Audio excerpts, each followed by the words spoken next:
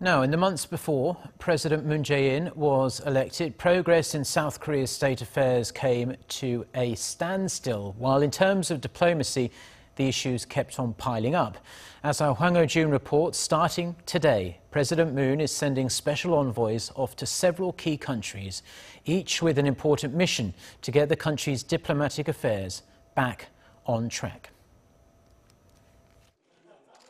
One by one, President Moon's special envoys are leaving to their assigned countries, to four major powers, and to the European Union.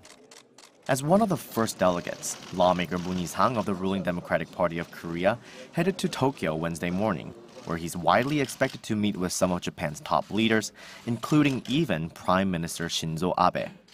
His mission is expected to focus on bilateral issues between Seoul and Tokyo.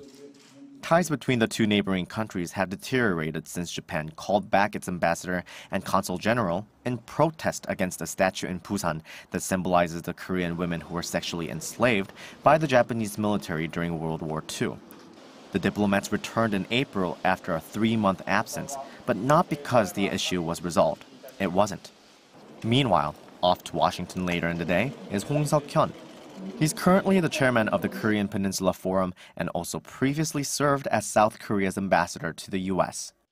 Hwang is expected to focus on fine-tuning the agenda and the schedule for a bilateral summit between Moon Jae-in and his counterpart Donald Trump, set to be held in Washington in late June. President Moon's envoy to China will leave on Thursday.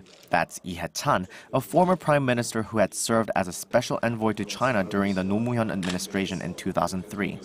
Sources from the top office say the envoys to Russia and the European Union will leave next week or even later.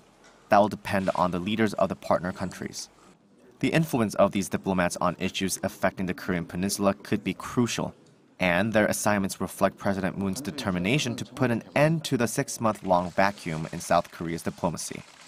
Hwang Ho-jun, Arirang News.